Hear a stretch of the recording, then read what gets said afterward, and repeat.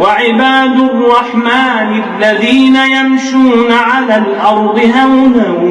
وإذا خاطبهم الجاهلون قالوا سلاما والذين يبيتون لربهم سجدا وقياما والذين يقولون ربنا اصرف عنا عذاب جهنم إن عذابها كان غراما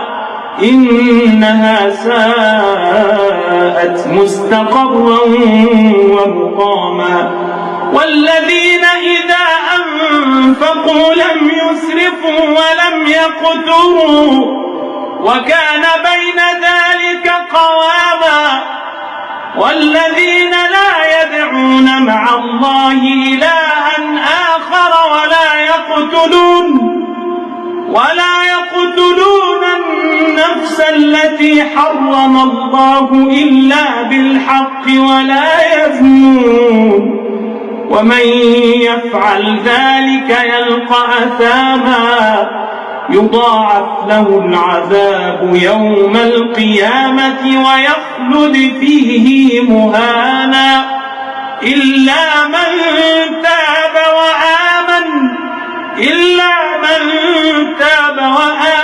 وعمل عملا صالحا فأولئك يبدل الله سيئاتهم حسنات وكان الله غفورا رحيما ومن تاب وعمل صالحا فإنه يتوب إلى الله متابا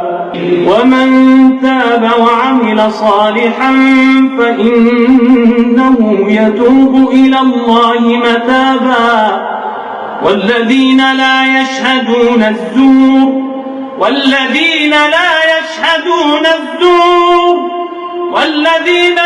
يشهدون الزور وإذا مروا باللغو مروا كراما والذين إذا ذكروا بآيات ربهم لم يخروا عليها صما وعميانا والذين يقولون ربنا هب لنا من أزواجنا وذرياتنا قرة أعين واجعلنا للمتقين إماما أولئك يجزون الغرفة بما صبروا ويلقون فيها تحية وسلاما خالدين فيها حسنت مستقرا ومقاما قل ما يعبأ بكم ربي لولا دعاؤكم فقد كذبتم فسوف يكون لزاما.